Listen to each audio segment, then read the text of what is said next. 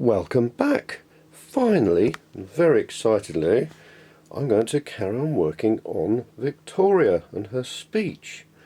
Also, very, very excitingly, finished the NetNet Thruble kits. I've got the Munson rings arrived, so I've got 7 of them because I've already sold the first 3 of this next batch, which is brilliant. And the clocks, the chronograph clocks, all bar one, which I'm still waiting for the clock movement from Banggood UK. I think I've finally convinced them that they didn't send the right number. I practically had to send them a video of me opening the bag. Anywho, never mind. So they're all ready, and again, resold a couple of those, which is amazing. And do remember that the wonderful NetNet Thruble kitchen timer kit and the chronograph are available on my website and Etsy shop. I'll put links in the description. Thank you. Here are the remaining pieces waiting for the clock movement. Anywho, mustn't grumble. Now, just to recap, I am working on how to get Victoria to speak. With Florence, the Is It Time for Tea machine, I processed each thing she had to say. My name is Florence. Thank you for your inquiry. Please wait while I consult my gauges. Before I put her all together, because I had to put each audio file through analysing software to work out what each syllable start, or syllable nucleus, or whatever they call it, and then get all the timings worked out, and then get all the timings into arrays in the Arduino software, along with each corresponding audio file on an audio player thing. This time, because the idea of Victoria is that she could be used in bars, pubs, clubs, whatever, to bring a new element to proceedings, I want her to be able to respond to new text. So an owner of her could decide they wanted to change, for example, menu items or something, and record it digitally, which is really easy to do, and then just very simply plug the little SD card into the audio player and Bob's your uncle. Here is the, why's it all gone dark? Oh, here's the audio card, the MP3 player. Now, I bought one of these, and if you remember, if you've watched previous videos, it didn't work. I couldn't get anything out of it at all. I realised that it actually probably works fine. This is the second one, and I couldn't get anything out of this, which made me wonder about what I was actually up to. In the end, the answer came because there are 2 communication pins. This is why I chose this type of MP3 player board, because I want to leave the Arduino free to do as many other things as possible, and just let this get on. Sound processing is a really intensive computer pastime or whatever, and the Arduino isn't very good at doing things that need lots of high speed, etc, etc. So this has got an RX and a TX, so receive and transmit. UART, universal asynchronous something or other, way of communicating. So that's how the Arduino tells the MP3 player what to do, and how the MP3 player tells the Arduino when a track has finished playing. And to get back to my original point, basically I'd connected it the wrong way round. So this is what I'm trying to achieve. I'm going to have the Arduino, I'm going to have, just for now, controlled by the laptop, so I can program it and change things and fiddle around. TX RX, let's add that, goes to RX and TX. So that goes that way round, and data goes that way round, or whatever, anyway. There's the MP3 player board. Now the plan is for this is to have the left channel, arbitrarily left, going to the sensing circuit, which creates an envelope. So as the waveform starts, it lifts up, stays on until the waveform has stopped, it's gone quiet for a millisecond or 2, drops down. That's going to control the solenoid that opens and closes Victoria's mouth. The right channel, goes to the amplifier, to speakers, so you can hear what's being said. It just seemed like quite a good way to work it out. So I've got all that wired up. Here's the mini SD card that goes in the back. I thought I had some, but in the end I've had to use the one I use for the 3D printer in mind. I have got 10 files on there, audio WAV files, because it can play theoretically MP3 and WAV. 1 to 10 with me saying 1, 2, 3, 4, etc, etc, so I can check, because there's some slight vagary in the description of this as to whether it has to play all the tracks in sequence without being able to actually play a particular track out of order by using its name. So by doing that I can see whether I can actually get it to play the particular track I want. So let's get that wired up and see what happens. So I'll plug in this just to... it's rather interesting, isn't it? Let's reset this. What's happening is that there's a sketch loaded onto the Arduino that tells it to play track number, I can't remember what I said, track number 2 or something. Let's just reset and see what happens.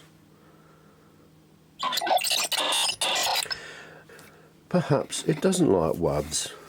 I know everyone who's done work on this and projects and things with it, this board, says that the original, I think, Chinese or Japanese instructions that come with it are really vague, and I've tried to read them and they're very, very unclear. Not for any particular language reasons, just because they don't really describe what's going on very clearly or what you can do with it very clearly. Now what I'm going to do then is to re-record or convert those audio files to MP3s and see what happens then. I've put the 10 WAV files through Audacity, the batch process. Audacity is such a good audio program to work with audio and all sorts of things, very powerful, and got it to convert them into MP3s. So let's just play that. 1. There you go, 1. So I've now got 10 MP3 files on it. Here we are. This is what's on the SD card now. So apparently, and again I don't know how important this is, but everyone seems to say, and the instructions, you can have 3-digit numbers up the front and then 3 X's, which I assume mean that you could have other numbers or letters. I don't know, I've got to try that. And then obviously the MP3 file type. Right, moment of truth. Let's connect up the power to the Arduino.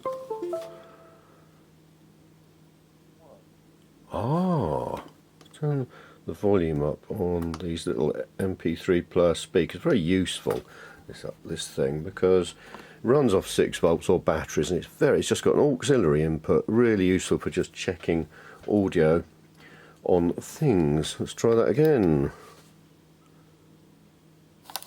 1. Brilliant.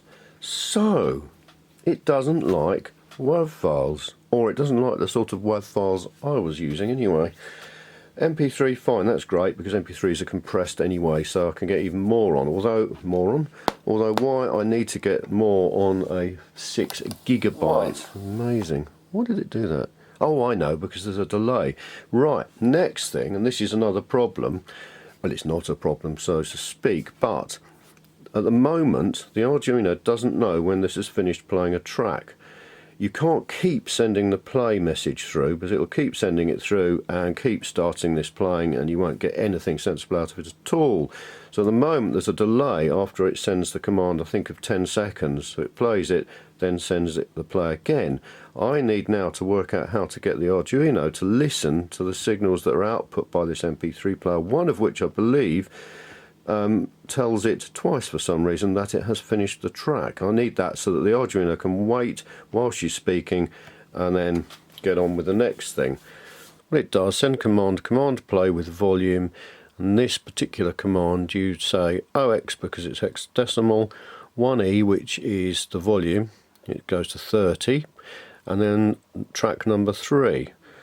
So let's try this then. What I'll do, I'll change this. Let's put this to, say, 6.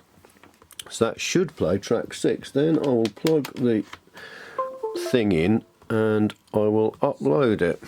And then what it does, it compiles it and turns all the code, the human-friendly code, into machine code or something like that, and sends that off. Right, it said 5. Ah, that's interesting. Read the instructions, they said. Read the data sheet. Try and understand how it works before you go ahead and buy it and wire it up and test it. Well, to cut a long story short, now I've experimented with it, I understand the instructions and the fact that I've actually looked at them a little bit more thoroughly.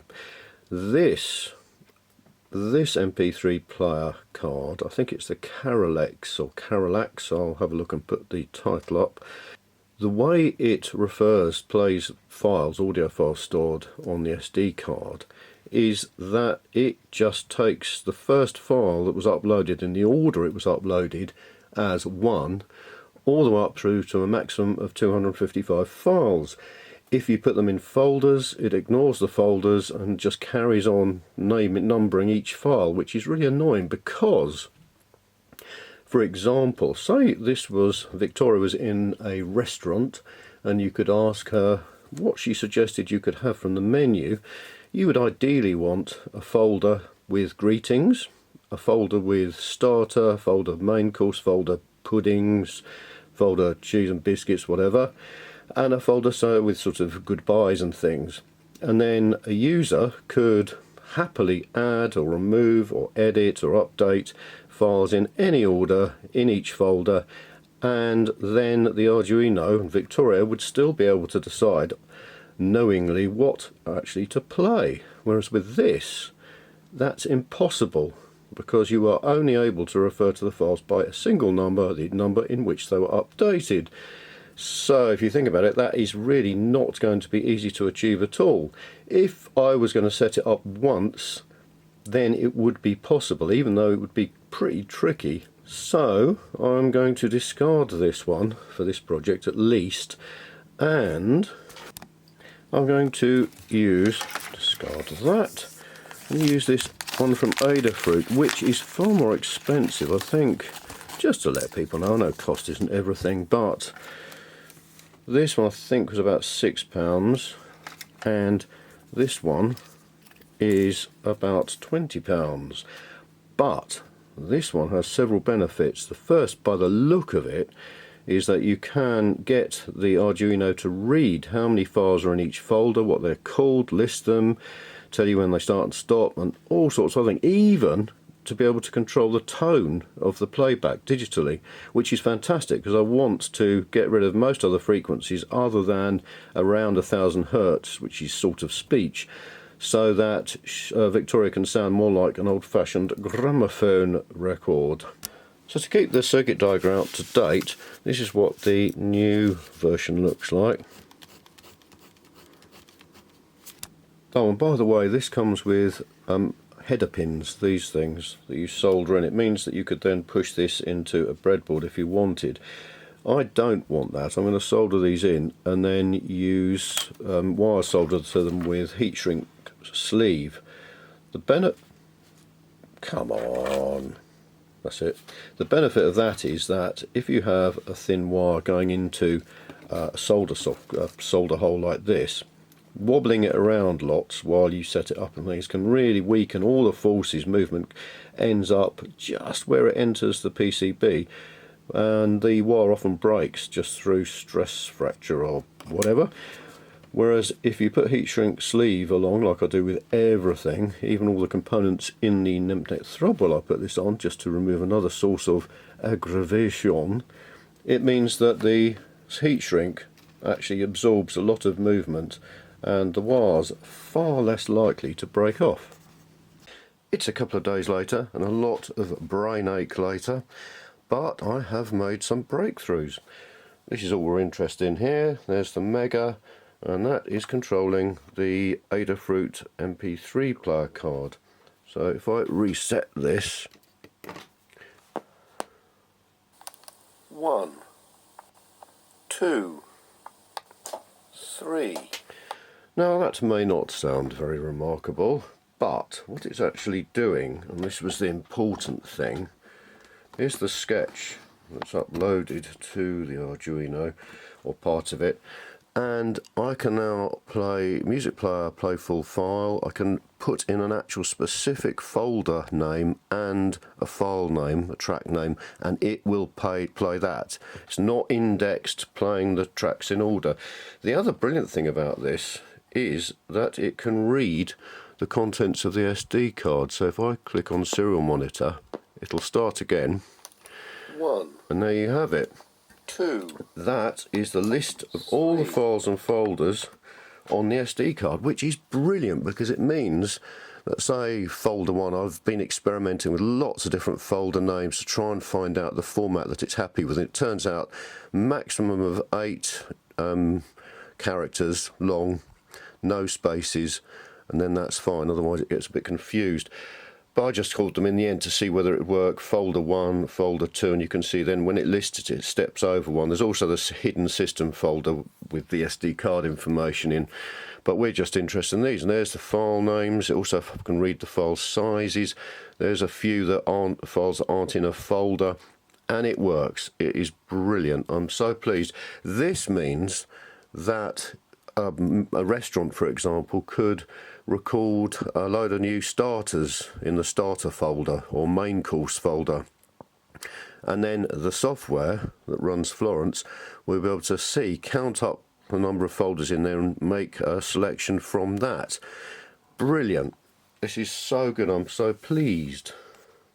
Now, just to overcomplicate everything, I've started thinking about some other features that this chip, that the Adafruit module, uses. It's a VS1053B, and theoretically, well, I know it's true actually, it does all sorts of other stuff. It's got MIDI tones and voices and all sorts of stuff, but also you can set the bass and treble. So I spent quite a long time working out how to enter these values and sort of figure all this into the chip. Managed to do it, but it's designed not to screw up sound completely. Funnily enough, these days everyone seems to be moving towards getting better clarity and better hi-fi, high fidelity. Not trying to screw it all up and go the other way. So after a couple of hours I realised that even if I set these at the most dramatic extreme settings, I can't hear any difference on little speakers. The idea of these is that if you have headphones plugged into it, you can very subtly tune it to your particular headphones to boost the bass and possibly cut the treble and things. Anyway, what I'm working on now, as I say, nothing is ever simple, is how to make her sound like a gramophone record. Because if she was a full working automaton, which she will be, but if she used a wax disc or some sort of vinyl record to record all her speech, to hold it, and then to select which track to play, move the arm across the stylus, lower it and all that, there'd be lots of clicks, rumbles and scratches, and the change in her tone. So after lots and lots of searching, did I print it out? I can't remember. No. But I found a brilliant website called something Druid. I can't remember. Anyway, I'll put it up on the screen. And one of their designers has designed a circuit to introduce or to recreate scratches, hiss and pops. Here's a circuit diagram. Electric Druid. Brilliant. Doesn't seem like anyone else in the world has created one of these, but thank you very much to, who's it by? TMW. That's Electric Druid, because this is perfect. It works, zoom in a little bit, has a little programmable integrated circuit here to create 3 lots of white noise and 2 random pulses to do the pops and the crackles. As if you remember back with Florence, I had to record all the soundtracks and then I had to put them through Audacity, which has got brilliant filters to get all sorts of effects, sound effects, one of which you can download, which creates the sounds, applies filters to make it sound like an old vinyl gramophone record. So I had to do that, and then I had to do this, then I had to do the other, all sorts of stuff, really complicated. Whereas now the challenge is not to worry about any of that, to do all that on the fly. Just as Victoria's mouth is now opened in real time without putting any stress or extra work on the Arduino. Simple circuit, that does her mouth straight from an audio file. So now I'm working out how I can make her sound like an old gramophone record on the fly, if you like, live, using a mixture of electronics and the Arduino. So watch this space. The next thing we need to do to work towards this click and pop effect, is the sound effect, is to come up with a source of white noise. Now white noise sounds like a hiss. If you want to create the perfect white noise, then there are all sorts of very clever ways of doing it. I don't want the perfect white noise. I want down and dirty, filthy, nasty white noise. Anyway, this is my first experiment. I thought, time to get my hands dirty, just get on with it. Here's the loop on the sketch, just analog right to a pulse width modulation output and analog output, random between 0 and 255. So that's off and 255 is fully on. And we'll see what that sounds like. So I've got the output from a pulse width modulation pin through a capacitor to the input of an audio amplifier and a resistor to put it down to 0 volts. And there is the audio amplifier. So let's try that. Right, that's not very good. You can hear a tone. Default mode I think is about 480 Hertz. You can use a piece of code to change the frequency of the internal timers that the pulse width modulation use. 31 kilohertz would be much better. I say, governor, that, to my mind, and it is a long time since I've played with white noise and things, that sounds far better. That's a really nice hiss. That's fantastic. I have drawn out the circuit for the mouth moving, the mouth solenoid circuit for Victoria, using the 3 op amps. So I will keep that, and now I've got that, I can take this to pieces and keep all the bits very carefully somewhere. And just for those of you who are unaware of what breadboards actually consist of, they consist of lots of little hills on a 0.1 inch matrix, or whatever you want to call it. 0.1 inch spacing would be easier. So there are the connectors, the spring connectors that go along the top, bottom, and all the ones, and there's even one that go across the middle. So that's how they work. It means that you can just push components in, create the circuit on here, test it, unplug it, plug it back in, which is great. And here's the sketch that controls the crackling and the popping. Got 2 Boolean variables set to low, crackle state, pop state. We've got a very long number, unsigned long, called crackle millis, which stores the milliseconds since the Arduino was started, and the same for the pop millis. Then it creates 2 random numbers which it sends off to 2 of the PWM outputs that makes the hiss. Now, because we don't want it to stop making the hiss by pausing to sort out other crackles and triggers and things, basically it keeps checking the time. If its stored time is smaller than the new time, it then thinks, okay, it's time to send a crackle pulse, and then it goes through, adds another random number to the stored crackle millis time, and swaps over the state of the crackle, and then it writes that. So this will be toggling basically on, off at a random amount of time difference, and then once it's done that, back to making random noise, the white noise. Let's see what it sounds like. I've got the circuit built with the available components that I had as close as possible. Basically just trying to make a horrible noise. Years the audio engineers have tried to stop horrible noises, and you are set hell-bent on making some. Right, I'll plug the USB into the computer just to power the Arduino. And there you have it. Now you may be thinking, that's an awful lot of trouble to go to get what amounts to hiss and crackles and pops.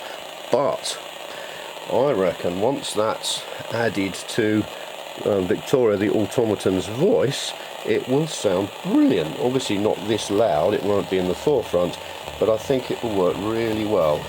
So watch this space. Thank you very much for watching.